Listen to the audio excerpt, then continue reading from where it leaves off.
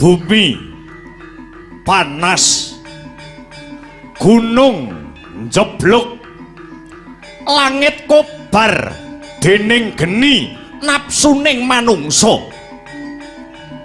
Rina wengi kisruh giduh akeh wong pinter sing padha keblinger rebut bener nanging ora ana sing bener. Agama ditunggangi napsune wong sing duwe pamrih. Wong sugih ngilmu mung sesongaran golek pangalembana pintere mung kanggo minteri bangsane dhewe. Sentana Praja ndeder watak nista budine Candala ora mendha ning malah sangsaya andodra. Udan tangis banjir loh 10 taun negara nyandung utang sak gunung. Kawulane padha bingung, pejabate malah padha golek untung.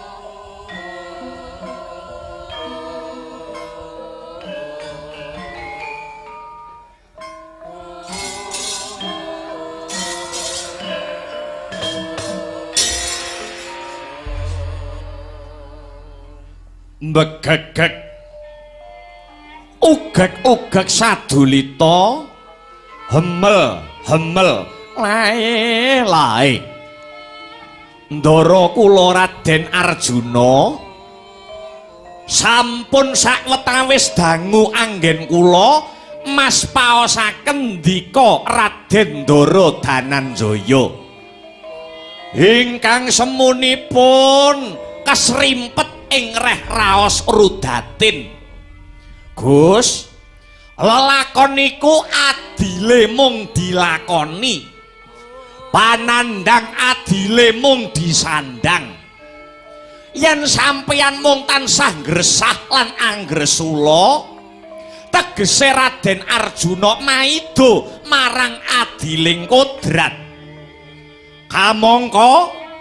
Kamangka kodrat niku sing gawe ora ana liya Gusti ingkang murbeng jagat. Kakang Semar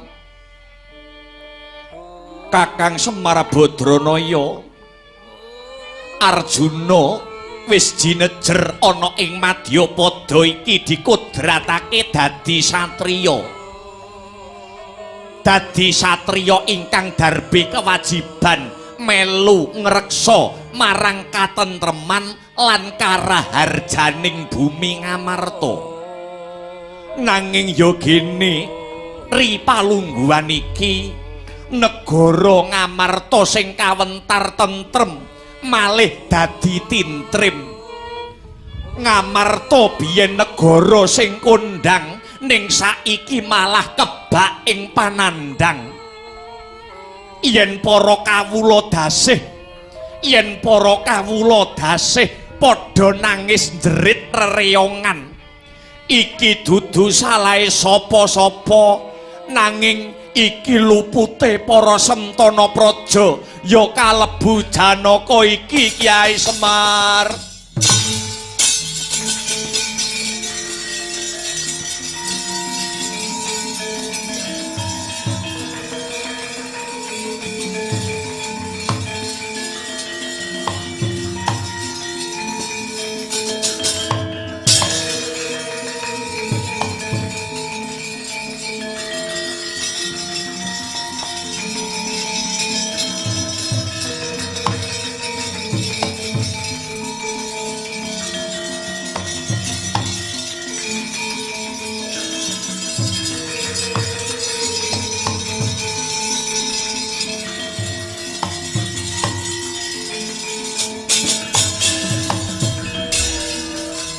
halugon laguning lekas olo kita leno tinggi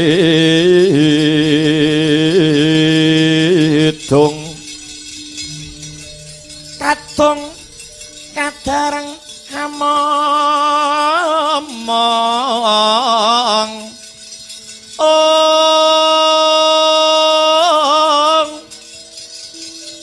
memangun manah rahayu hayuwana tan agolong gumolong manadukara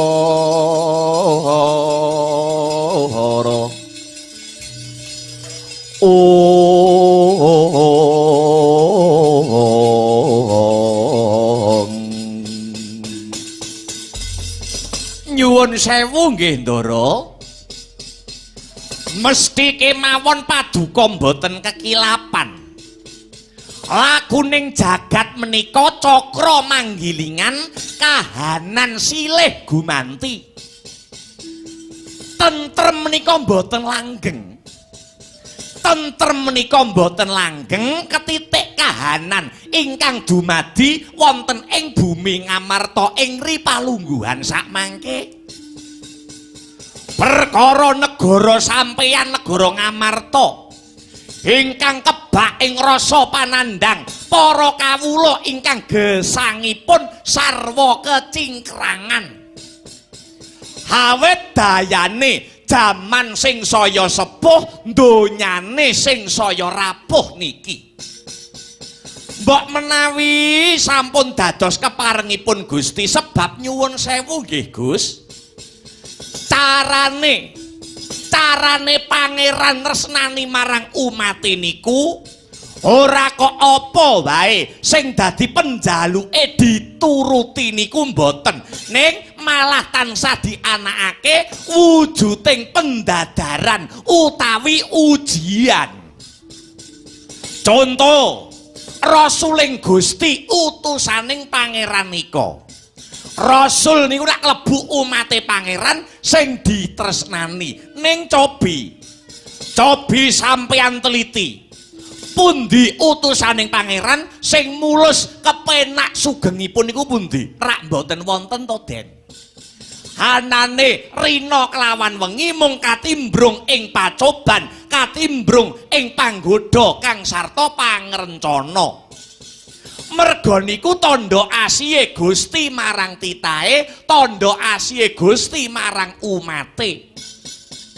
guru kok tresna karo murite ora kok njur murite diumbar sak geleme dhewe nanging tansah dipun wontenaken pasinaon ing pamrih supaya murid kala wau munggah ing reh derajatipun watone manungsa isih gelem napakake suku wonten bumi waton nyawa tasih gondelan kalih raga sampeyan aja wedi nantang karo pacoban sampeyan ampun wedi nantang kalih pacoban negara Ngamarta semunipun sakmangke wiwit saka dhuwur saka tengah nganti tekan ngisor lagi nampa pacoban saking Gusti ingkang Maha Nasa ingkang inti sarine wong urip aja wedi nantang karo pacoban lah sak sampunipun kahanan negara Ngamarta ingkang kebak ing raos prihatin kula suwun paduka ampun mung maido ampun mung nutuh diri lan mangku tangan ning kudu ana osi ing manah krekating jiwa melu uyung-uyung anyeng kuyung kangge srana yuwananing bumi negara Ngamarta Den sik kula tak takon Semar tak tangklet yen pancen sampeyan iku satriya pengpengan anake Prabu Pandhu Dewayana banteng-bantenge wong tanah Jawa yen pancen paduka menika satriya lelananging jagat lancuring Madyapada paduka sampun mireng napa dereng ing Gunung Kutarunggu.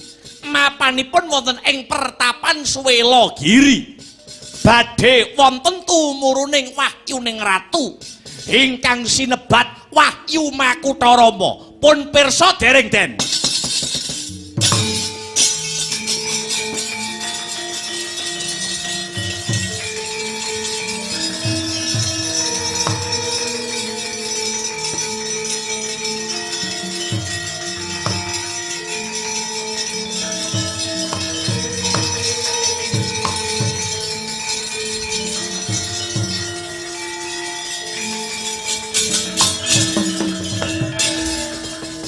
Semareka den prayitna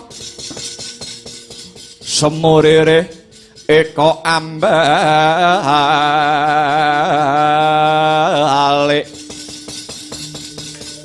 ditiyoni gandayani Trisunya Purnama sasi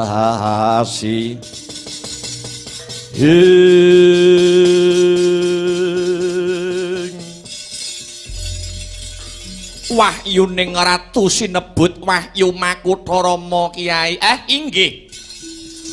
Wahyu Makutarama niku wahyuning ratu ingkang isinipun wewarah pepakem Hastabrata.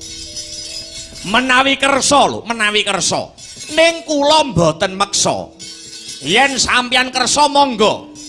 Ing Ripalenggan sakmangke kula dherekaken munggah wonten Gunung Kutarunggu. Mapanipun wonten ing Pertapan Swela Giri. Nyiksa raga memulya jiwa. Kridanipun satriya kedah sarana laku brata, Gus. Kiai Semar pindha kepapak obor 1000 satemah padang tetrawangan. Awit saka pitutur lan pituduhe Kakang Semar Badranaya. Mula ayo enggal gandengen tanganku Kiai Semar. Arjuna bakal nglakoni krida brata munggah ana ing Gunung Kutarunggu kang mapan ana ing Pertapan Swela Giri. Anggayuh nurbuating Gusti kang wujud Wahyu Makutarama ya pepakem Hastabrata Kiai Semar. Inggih. Sedya hayu bakale manggih rahayu, Gus. Ndika Ndara Raden Arjuna sampeyan ngagem tekad satriya tanah Jawa. Mugi-mugi saged kasembadan anggenipun Paduka Ndara Janaka hanggaduh wujudipun Wahyu Makutarama, Den.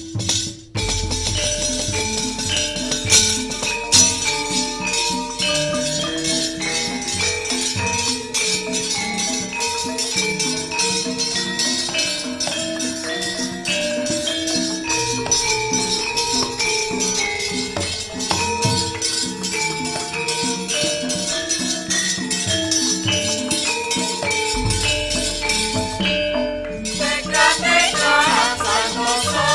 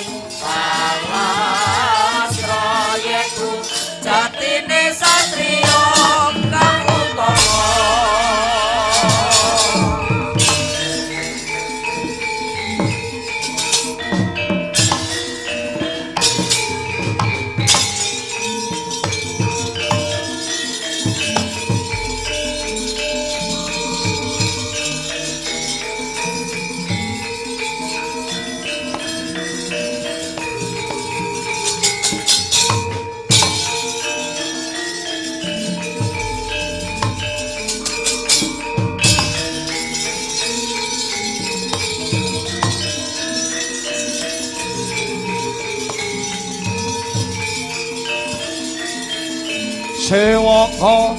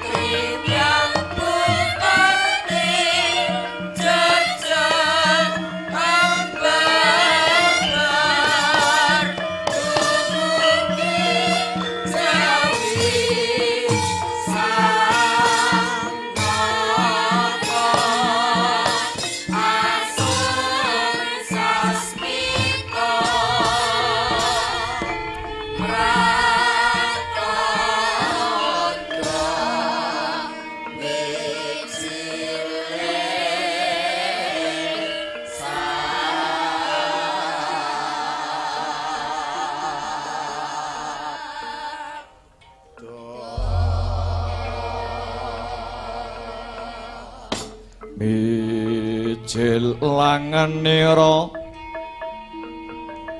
sang nahar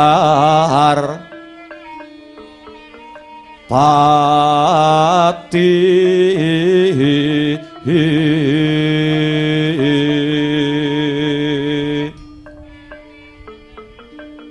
lampah hira alon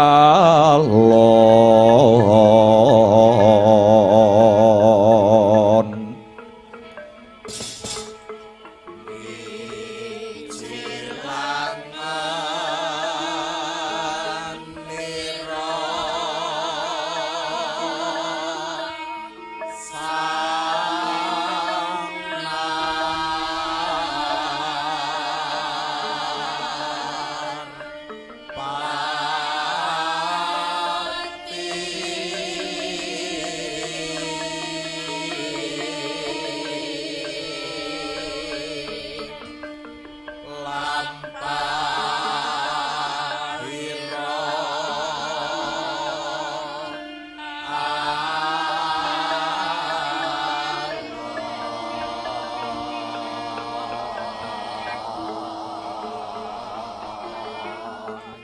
ginarebak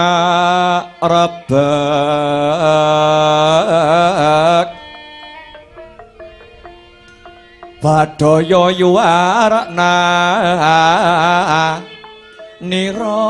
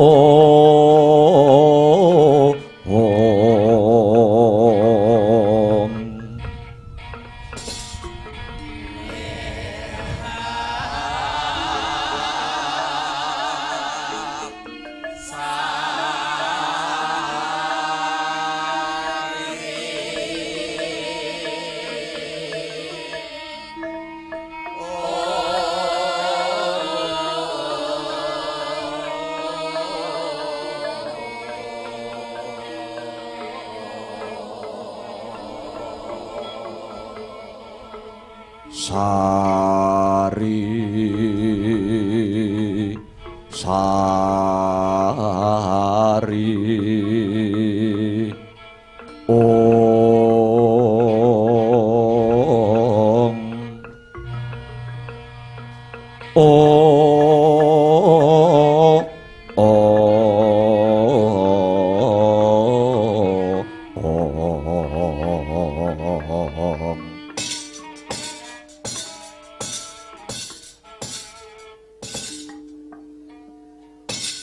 Iwang suksma adilinuwih muga paring pepayung mring panjenenganing ingsun satemah ambabar pepadanganing jagat Ngastina kawula nuwun sewu Kanjeng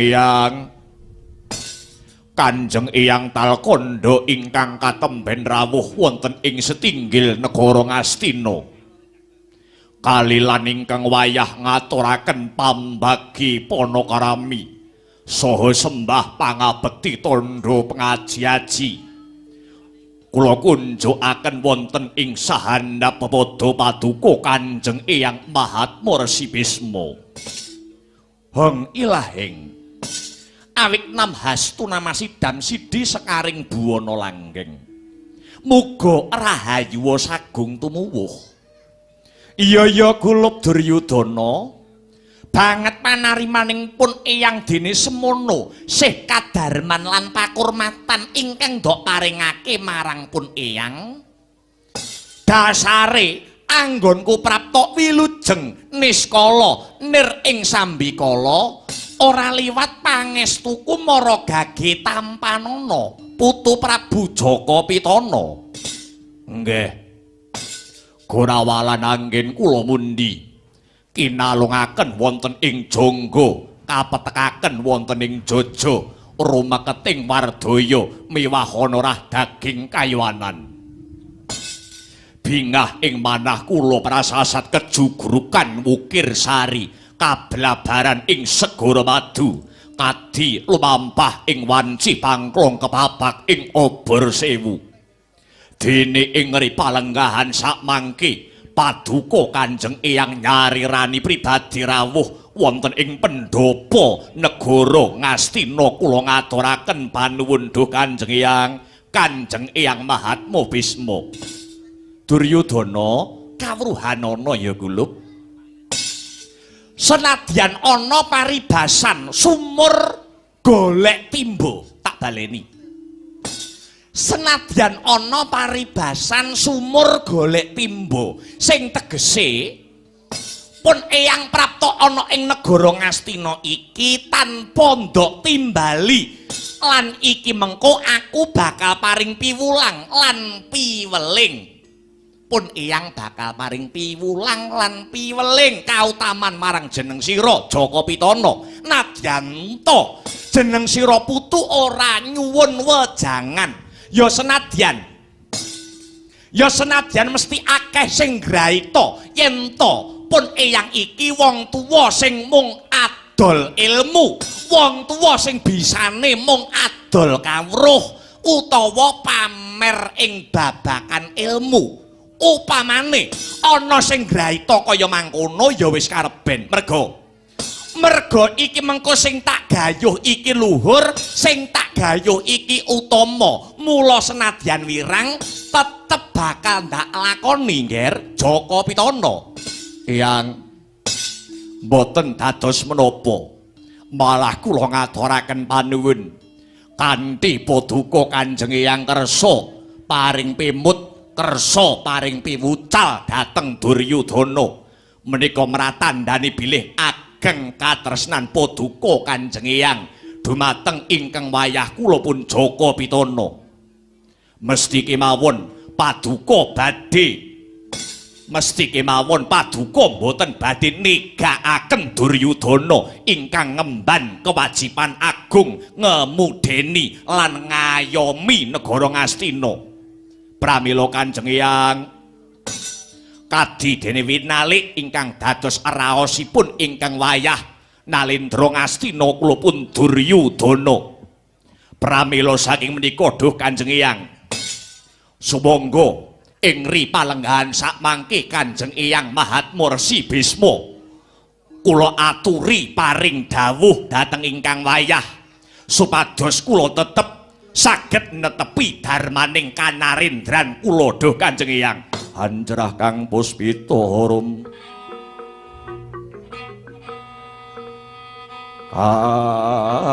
kasiliring samirana mrih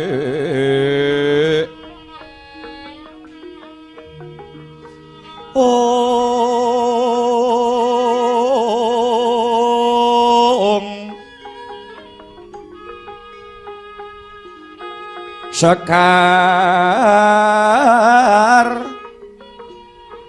kadung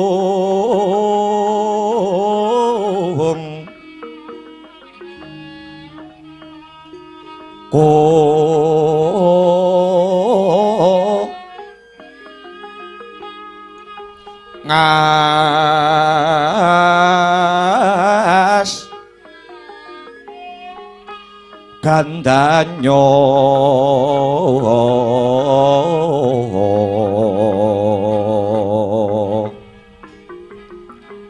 ing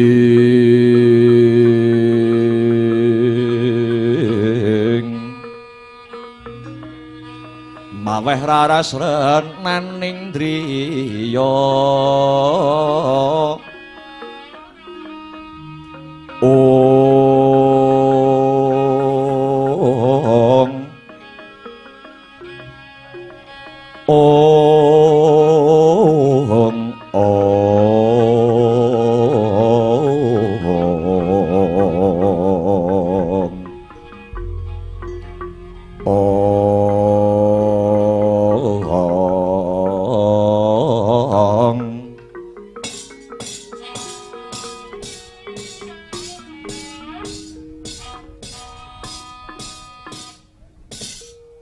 Duryudana, Ngastina iki negara sing gedhe. Ngastina iki negara ingkang jembar turta dumadi saka Pulo Sewu ingkang bebanjaran. Lan wiwit jaman Nama kuna, senadyan negara iki dumadi saka pirang-pirang golongan, pirang-pirang adat, pirang-pirang suku bangsa lan agama, nanging pirang-pirang bab iki mau ora ndadekake negara iki pecah, congkrah, dredah munggahe panca bakah. Malah kepara amimbuhi kasantosan merga nggunakake gaman manunggal, ya nunggal cipta, nunggal sedya lan uga nunggal negara. Kanthi sarana budaya samat sinamadan, daya dinayan, sayek saeka praya lan tansah gumolong nengenake gotong royong wasana akeh bangsa manca sing padha gandrung kayungyon marang kabecikan lan keluhuraning negara Ngastina. Wong manca kuwi padha gumun karo negara Ngastina.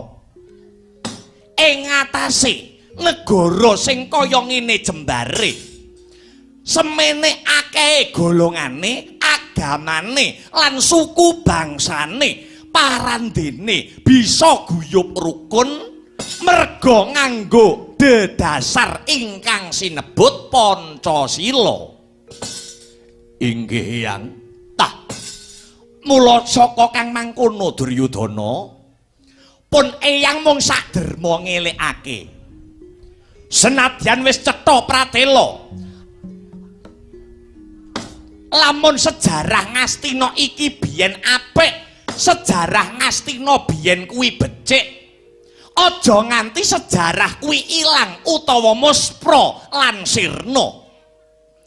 Mula ndak pundhut kanthi banget paduka putu Prabu ingkang wis pinitaya dening lapisaning para kawula dasih minangka nyekel songsong agung tumraping negara iki, tutukna lelabuhane para leluhur-leluhurmu biyen ing pamrih supaya Ngastina kene tetep kuncara anjayeng bawana, ya merga saka kautamaning ratu, ya merga saka kepinteraning Nalendra anggone mangkreh lan mranata marang sagung para kawula dasih. Kejaba saka kuwi Duryudana, manungsa kuwi lamun tanpa ilmu kuwi ngibarate aji godhong jati garing. Nanging senadyan to manungsa mau gegem ilmu, senajan manungsa kuwi mau gegem ilmu pirang-pirang yen cacakane ora trep mungguing bebrayan agung, yektine ilmu mau muspra tanpa guna. Lah iki ngene Duryudana, ana patang perangan sing kudu digatekake tumrap tumanjaning ilmu. Ya kuwi ing antarane siji sembah, loro tingkah, telu gumregah, kang pungkasan angka 4 gagah. Jlentrehipun kados pundi Kanjeng Eyang ing Talkondo? Angka 1 sembah. Wong gayuh ilmu mono kudu tansah nindakake sembah, tegese nindakake panembah marang Gusti ingkang anyipta jagat. Awit pakliwering kahanan obah polahing manungsa kuwi ora uwah saka kemurahaning Hyang Agung.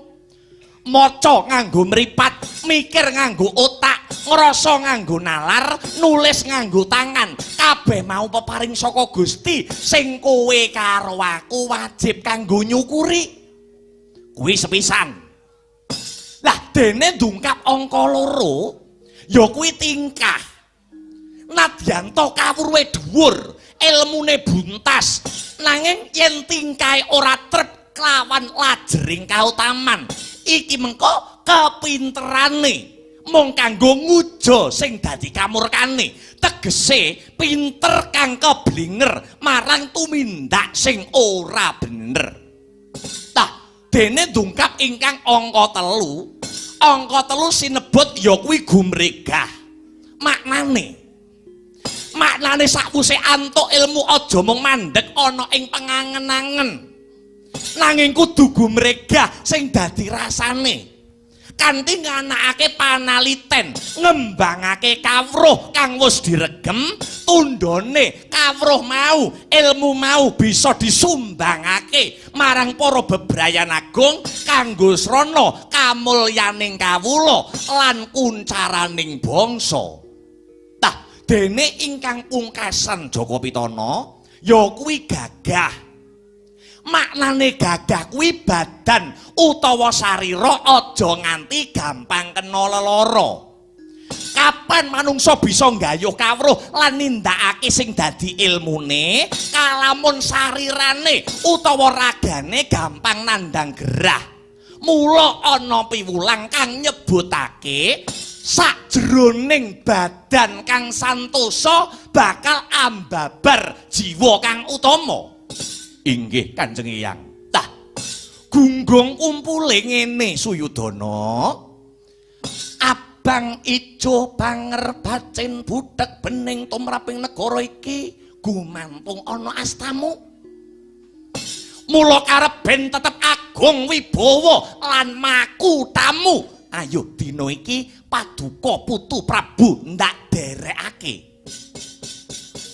Ndak gandeng tanganmu sing tengen munggah ana ing gunung Kutarunggu. Munggah ana ing gunung Kutarunggu ingkang mapane ora ana liya mapan ana ing pertapan Swelagiri. Manut kabar ingkang sumebar pawarta ingkang binandunging Karna, Resi Kesawa Sidi ya Resi Kesawa Widi dadi sarana pambabaring ilmu kanarendran ingkang sinebut Hastabrata. Ingkang saripatine ya kuwi dumunung ana ing Makutarama. Ingkang kanggo paugeran lan pepakem 8 perkara isining jagat iki kinarya paugerane sinuwun Prabu Rama Wijaya tatkala jaman Ramayana biyen.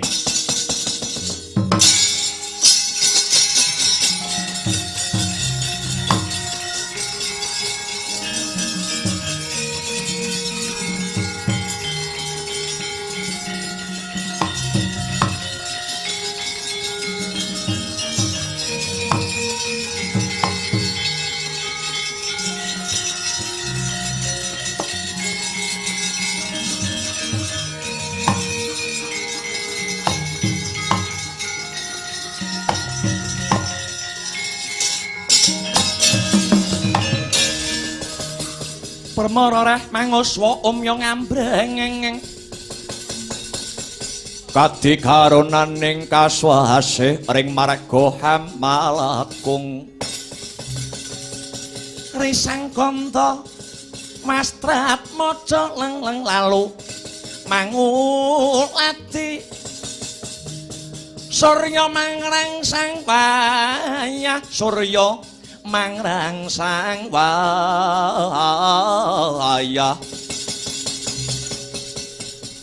Umyus amara wayahanto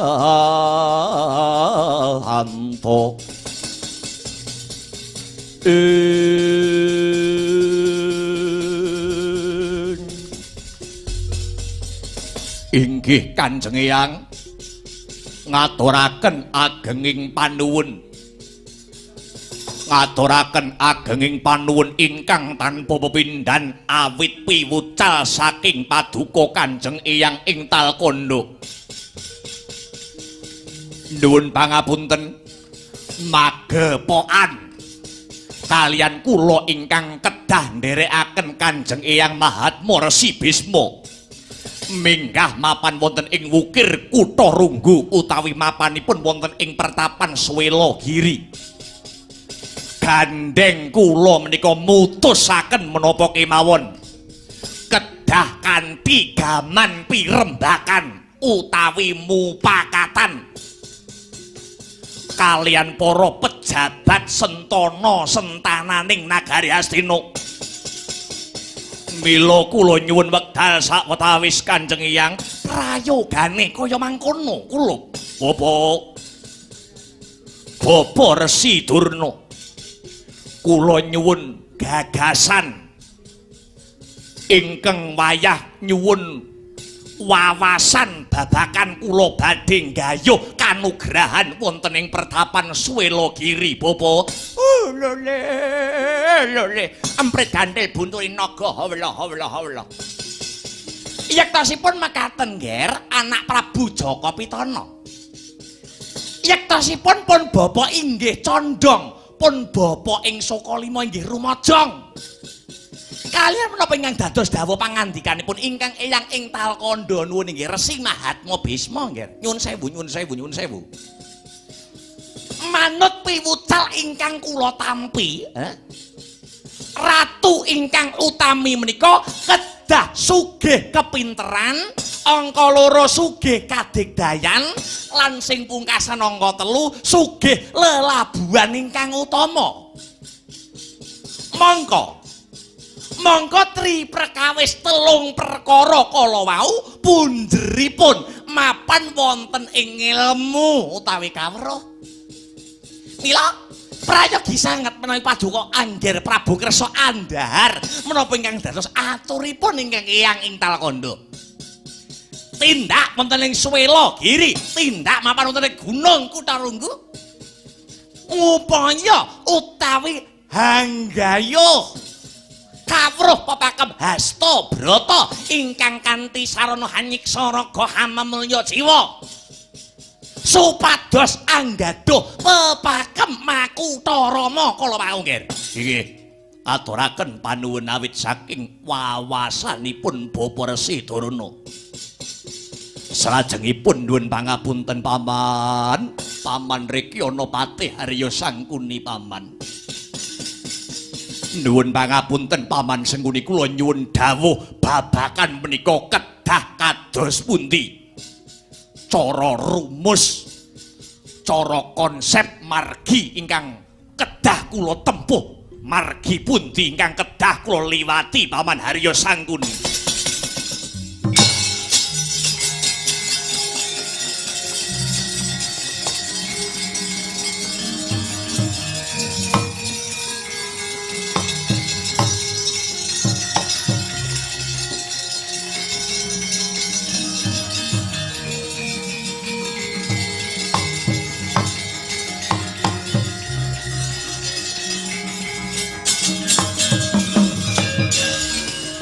Leng-lenging triya mangu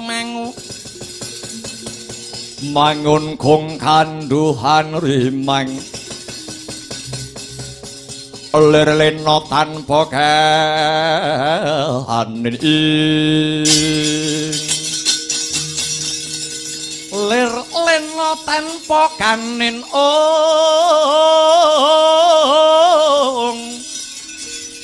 yen tamtu lusa mengko sang dyah utama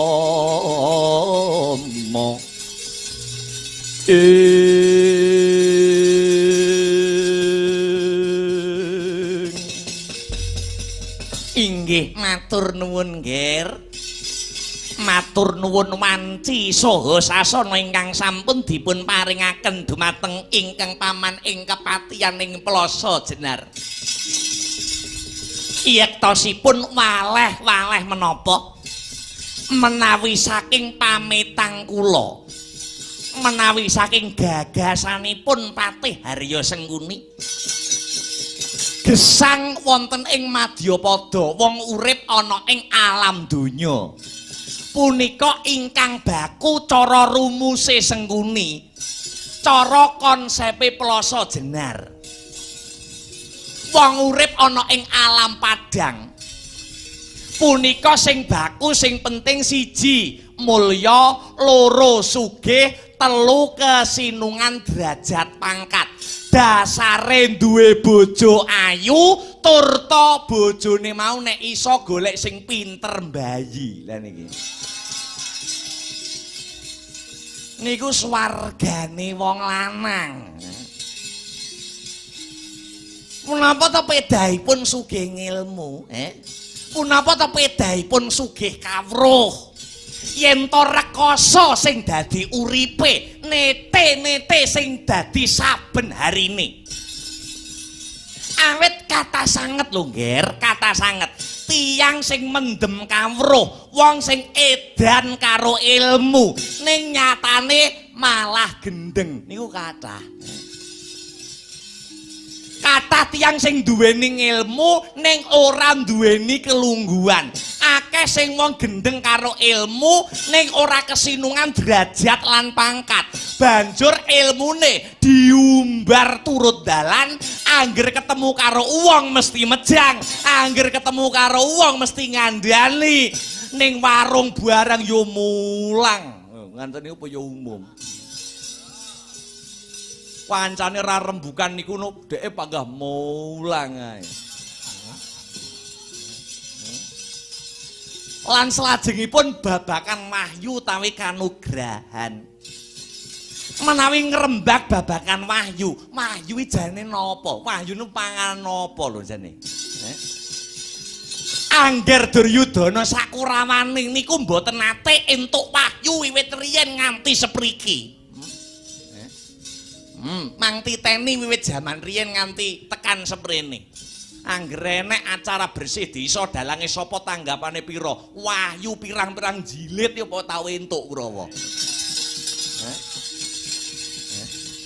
Kurawa babar pisan ora nate entuk payu ning ya nyatane sugenge ya kepenak dasare ya sugih kesinungan derajat kelawan pangkat ingkang inggil yen golek ilmu kanggone tujuane kanggo golek kawibawan ngoyak kawibawan sakniki Sengkuni tak takon sakniki kula tak tanglet gunane kawibawan niku napa to Ngger?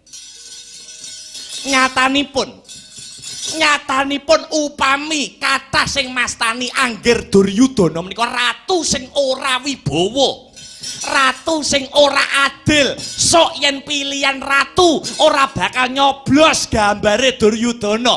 Ning nyatane bareng para kawula niku lambene dijejeli atusan ewon. Inggih mesti nyoblos sampean. Merga tiyang jaman sakniki niku ukurane ora ana liya, ukurane nggur duwit.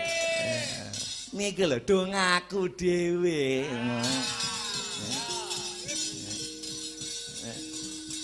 Dados sedaya niku kamonipun kalian Brana Kang Sartaharta.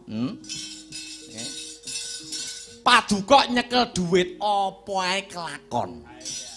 Sugiya ngilmu njara langit. Wong lanang sugiya ilmu njara langit. Sugiya kawruh. Wong lanang kok ora nyekel duit. Cara wong Banaran Kulon ingah ini. Nggih. Dados sedaya niku kawonipun kalian duit. Wahyu kawibawan lan sak panunggalan niku kalahe nggur karo duit.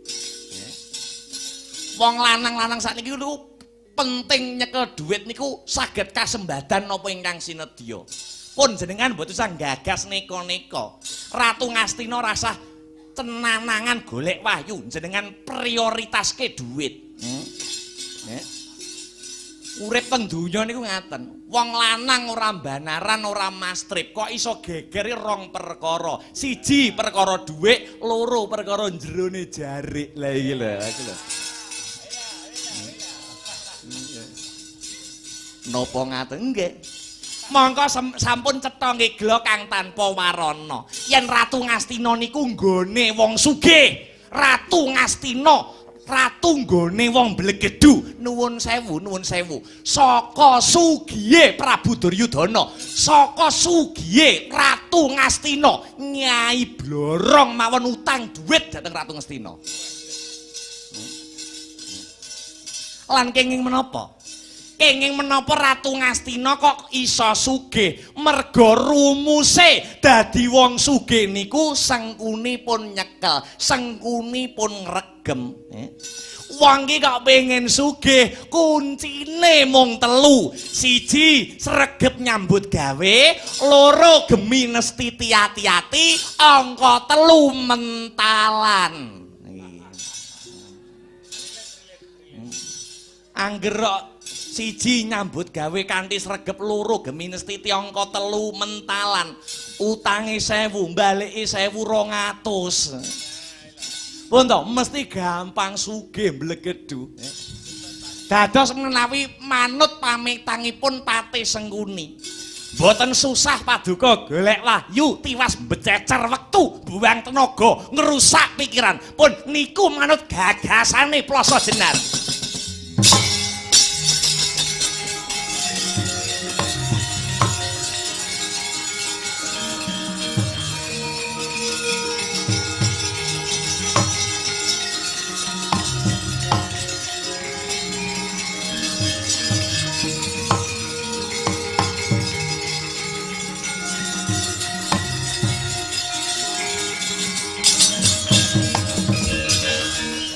gedangmu padha waranten becik besok amendemo baris-baris kang prayitna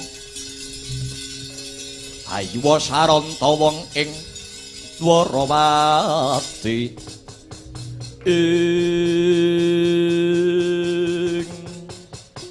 inggih matur nuwun sakmangke sampun jejeg ingkang dados adeg-adeg kula adeg-adegipun Suyudana mboten badhe miyar-miyur kepiye Putu Prabu ayo ndak kanthi tak gandeng tanganmu sing tengen bebarengan munggah ana ing Gunung Kutarunggu anyadang kang sarta anyadong nerbuating Gusti pepakem Hastabrata wahyune Makutarama mangke riyin Kanjeng Eyang nyuwun pangapunten Eyang Talkanda Blaka Suta blak kutang terus terang kula langkung matuk lan gathuk dhateng gagasanipun Paman Sengkuni wahyu ngabrak apa golek kanugrahan ngabrak apa nyatanipun tanpa wahyu Duryudana uripe rina wengi tansah disunggi-sunggi disembah-sembah wong sanegara Ngastina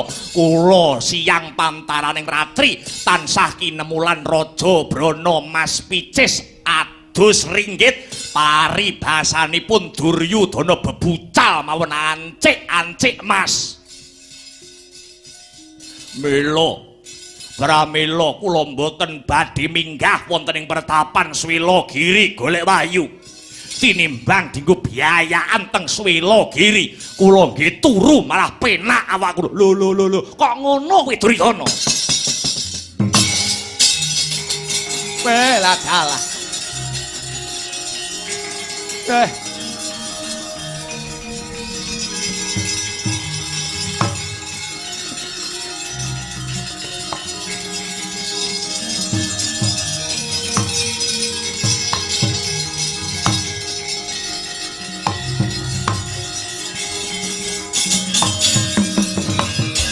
Pandhita Akarya wangsit pindha gombang adhap ing pawang susung angin ngendi gone miwang kali ing anggung ya jagat Dewa Bathara wasisaning Abathara jagat Putu Prabu lambeku nganti muntuk-muntuk anggonku sesorah marang kowe ning nyatane kowe wegah nampa warah nampik marang pitutur becik endo marang piwulang utama kowe diracun karo uwong jenenge Sengkuni wis tak titeni kok Duryudana wis ora wis tak titeni Begawan Bisma wis niteni wiwit kepungkur nganti jaman saiki ora etan, ora kulon, ora dusun, ora desa munggahe kecamatan kok enek Sengkunine mesti ora iso ayem anggere enek desa gegeran mesti sing digoleki endi to Sengkunine endi iki wis meratelake lamun Sengkuni mesti gawe racun Sengkuni mesti gawe gendro ana ngendi-ngendi papan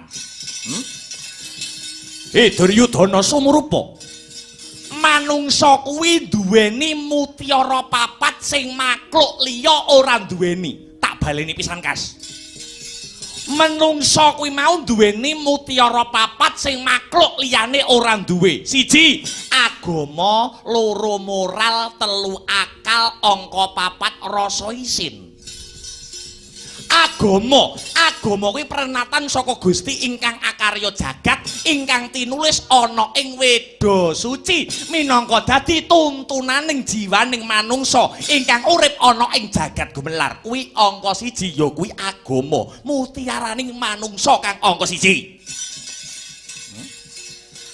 gunane apa? Gunane karben supaya manungsa mau antuk katentreman lahir batin keselamatan donya tekan akhir dene mutiarane manungsa angka loro ya kuwi moral apa to sing disebut dening moral kuwi tegese budi pekerti tindak tanduk solas logo muna-muni kang trep tumraping para bebrayan agung mutiarane manungsa kang angka telu sinebut akal Akal gunane kanggo ngulir budi, ngulur nalar, miwir pikir. Manungsa yen kedunungan akal bisa mbedakake endi becik, ngendi ala, ngendi halal, ngendi haram lan sak liya sak panunggalane. Kuwi mubeng seser jenenge akal. Mutiarane manungsa kang pungkasan angka 4 sinebut rasa isin. Kuwi makhluk liya ora duweni, sing duweni ora ana liya makhluke Gusti kang sinebut dening manungsa. Mutiaraning manungsa kang angka 4 sinebut rasa isin. Kewan kae ora duwe rasa isin. Buktine apa? Buktine jaman kepungkur nganti tekan seprene. Aku durung ngerti wedhus kok katokan nek ora dikatoki karo menungsane. Gandeng saiki tak sawang-sawang kahanan ana ing negara Ngastina panas. Wiwit saka Sentana kang ora gatekake panjriting panalangsaning para kawula dasih. Angger Duryudana sakurawane, sak patihe sing jenenge Patih Sengkuni. Kok ora duweni mutiara 4 kang dinduweni karo menungsa liyane, banjur apa? Apa bedane Kurawa karo kewan sikil 4 sing gane jegok kae?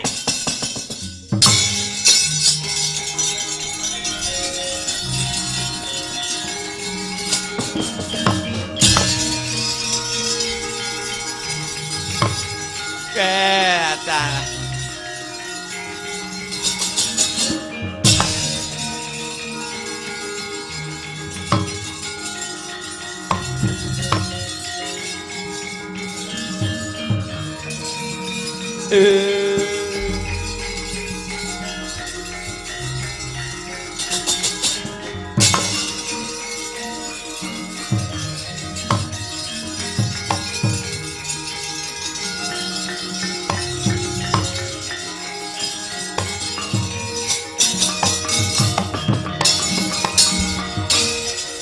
Yogya malih kinarya palupi Surya putra Narpati ngawungga lan Pandhawa tur kadange panyayah tunggil ibu Amit pasang kaliman tabik kepeksa radi maju anggen kula lenggah Nyai Prabu. Nyuwun sewu, kados pundi Kakang Angga Karna Basena? Nyuwun sewu. Menungsa menika tipake padha lonjong ning atine ora golong. Manungsa kala wau tipake padha lonjong ning atine ora golong.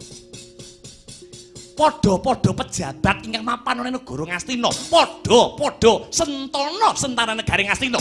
Nanging menawi kula Karna Basusena nyuwun pangapunten kula radi geseh dhateng menapa ingkang dados dawuh pangandikanipun ingkang paman ing Plasa Jenar.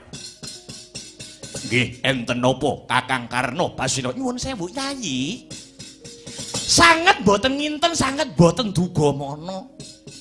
Paduka kok mantun bantah, paduka mantun badal ingkang dados dawuh pangandikanipun Kanjeng Eyang ing Talkanda Mahatmur Si Bisma. Nyuwun sewu. Tumrap Rakanta ing nganggo Karna Basena selak mesakaken nasibipun para kawula dasih ingkang kirang sandang tuwin boga.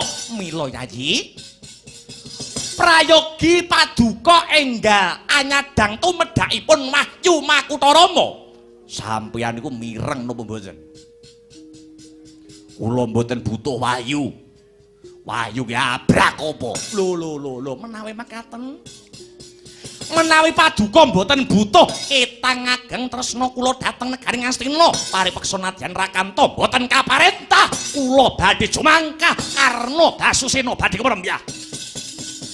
Minggah wonten ing Wukir Kutarunggu ingkang mapanipun wonten ing Pertapan Suwela Giri. Sampeyane arep golek wahyu ndang golek. Duryudana ora ngongkon sepisan malih. Duryudana ora butuh wahyu.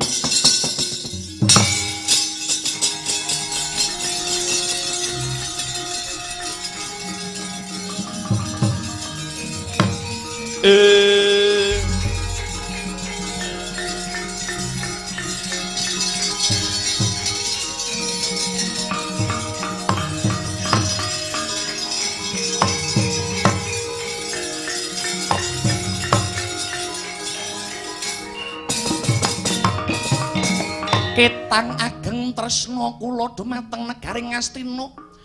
Karna Basusena ngrumangsani wonten salebeting batos Karna saged keceh Raja Brana urip mubra-mubru mulya dadi dipati wonten Ngawangga. Awit kula dipun cukupi butuh kula kaliyan negara Ngastina. Pramila do Yayi. Ketang ageng tresna kula dumateng para kawula dasih ingkang siyang pantaraning ratri Anandang kacintrakan Anandang kacingkrangan ingkang dados gesangipun pramila kula nyuwun pamit. Karna badhe minggah wonten ing Wukir Kutarungga mapan wonten ing Pertapan Swelogiri. Kula boyong payu Makutha Rama. Kula boyong pepakem Hasta Brata kagem katentreman miwah karaharjaning negaring Ngastina Yayi. Yayi Jaka Pitana gandanya sekar gadung. Tuwing kembang sandang kembang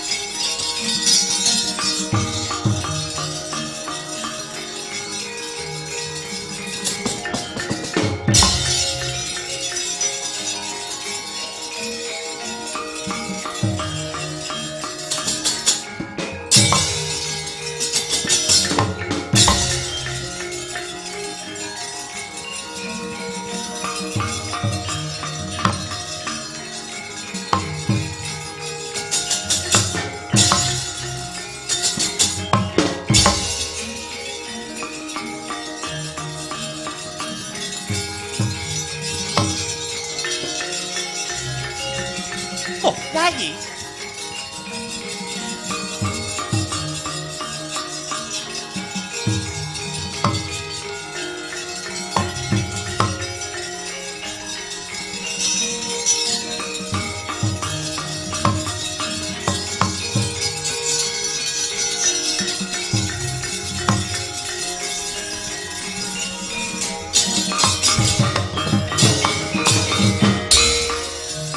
Ridho mawur mangawur wurahan Tengarane ngajurit gong maguru gongso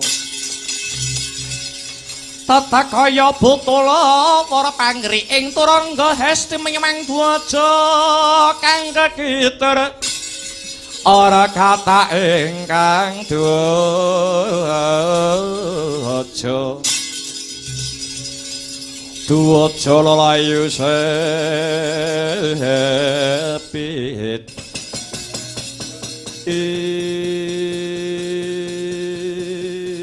Nyanyi Jayajatra kula wonten dawuh Kakang Narpati Kakang nganggo karna basinami jingkeng rayi sindhu kula pun Jayajatra kowe aja kaget tak timbali ado ndak awit cerak-cerak saya ndak raketake awit katemben wae Satemben wae setinggil ing negara Ngastina, Sang Mahatma Resi Bisma paring dawuh marang Nyai Prabu Duryudana.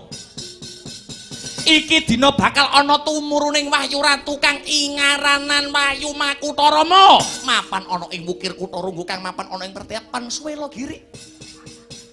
Mongko nyatane Yayi Duryudana datan kesdu anggayuh wujuding wahyu. Rana Yayi Duryudana wis ngrumangsani dadi ratu, wis bisa ngregem jagat iki. Lah lajeng kula katimbalan wonten wigatos ingkang pundi Kakang Narpati? Iki wis dadi kewajibanku lan kewajibanmu. Tanggung jawabe Narpati Karna lawan Yayi Jayajatra ingkang minangka dadi Senopati Agung mapan ana ing negara Ngastina. Kudu melu-melu mikirake babakan katentremaning negara Ngastina. Syukur gawe bisa amboyong wujuding Wahyu Makutarama. Lho nggih. Dados menika sinuwun Prabu Basena badhe minggah wonten ing Wukir Kutarunggu. Pancen bener Yayi. Aku kelawan Siadi Yayi Jayajatra kudu bisa nuduhake labuh-labetku, labuh-labetmu, mbok menawa uripe Karna lan Jayajatra sakwutuhe diuthokake kanggo negara Ngastina. Lho niki. Kula namung mituhu dawuh Paduka malah kepara. Kang Rayi sampun samapta ing gati sawega ing diri. Kula badhe nganti wadyabala kula saking negari Sindhu tumuju wonten ing Wukir Kutarunggu, mbok menawi niki mengki wonten bobol barating perkawis. Prajurit Sindhu dadekke siji kelawan prajurit ing Ngawangga. Besok dadak ngenteni apa budhasak mengko muga antuk pengasih saka Gusti ingkang Maha Asih. Mara coba Yayi Jayajatra nabuh bendhe sepisan dandan pindho mlumpuk kaping 3 kabodholake. Nabuh gong beri minangka tetenger budhaling wadyabala. Lho niki sendika Kakang Narpati. Kumreh Kang Bala lumares budhaling prawadya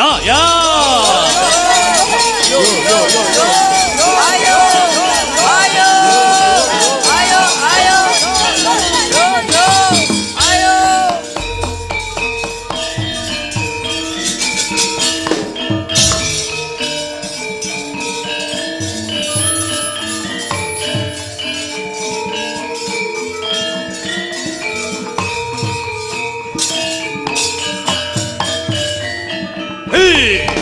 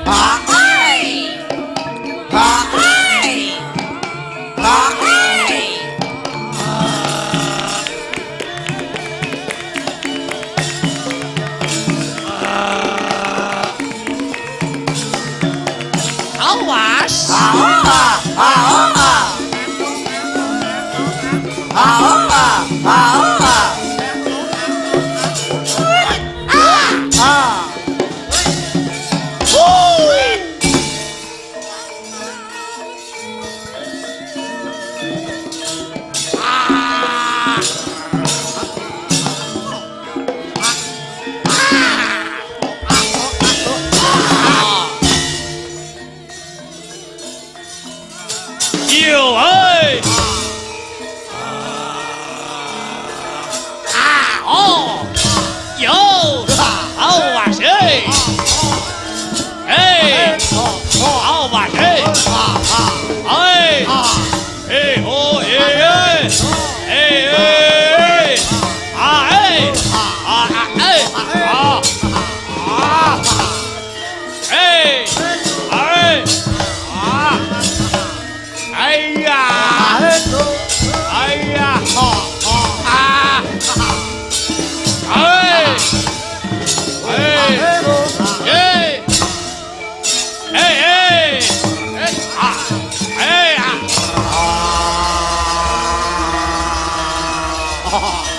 Hey.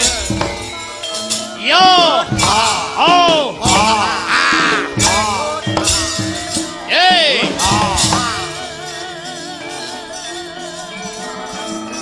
Hey. Hey. Oh. Hey. Hey. Hey. Hey. Hey. Hey. Hey. Ah. Hey. Ah. Hey. Hey. Ah.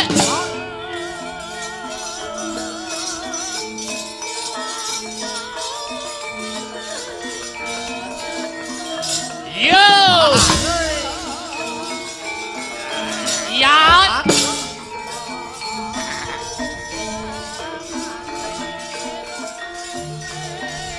Yo. Yo. Hey. Yo. Oh. Oh.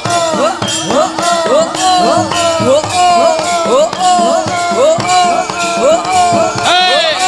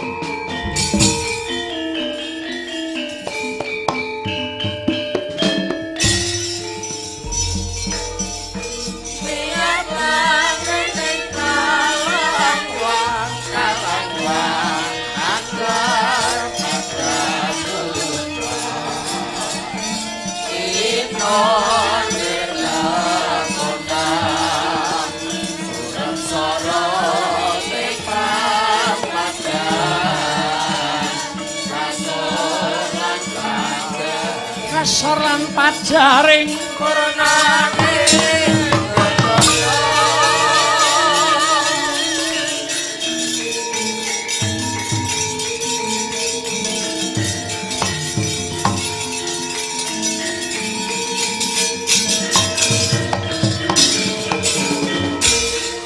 siung gajah duh mas mirah Indrajit pantunungipun rikma memes ngembang bakung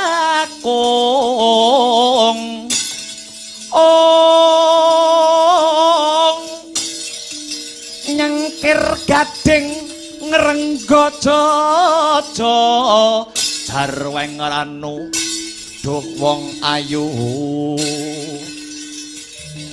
Singa tirta mangsa janma baya sapa kang anyucup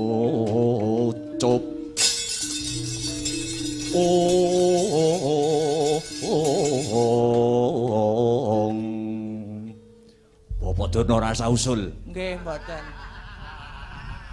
Ora usah melu ngandani. Mboten. Mboten. Nuturi ngayang-ngayang kula mengki wis dipecat. Lah iya. Ratu niku tetameng aturan, gegaman pranatan.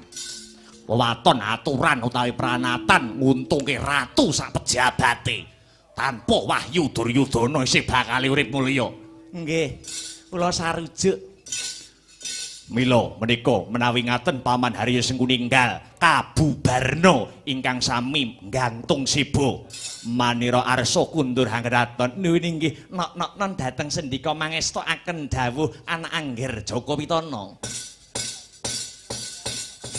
Lah ing kana ta wae sabet biar katalika wau sampun paripurna nggih nyawawan pangandikan ingkang mapan wonten ing pendhapi negari Ngastina bawane Sang Buminata arsa kundur hanggedaton kalamun Cinandra tansah singlar saking ngubaya.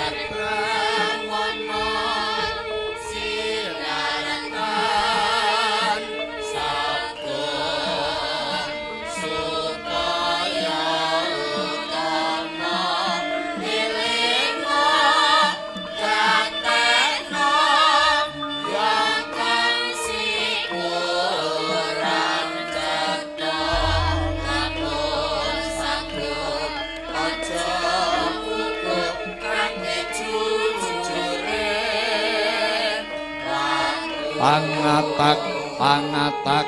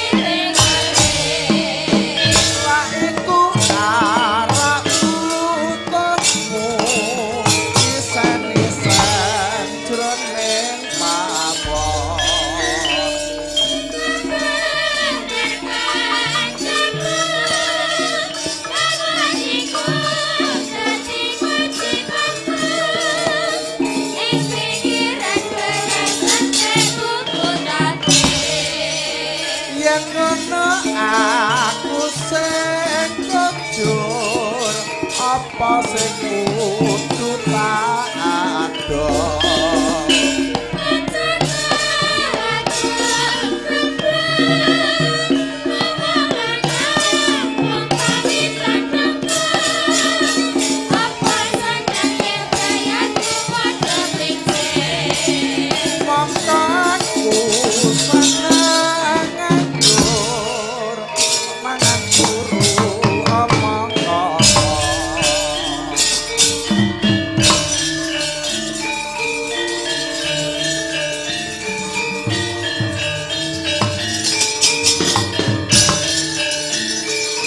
Lenga Patra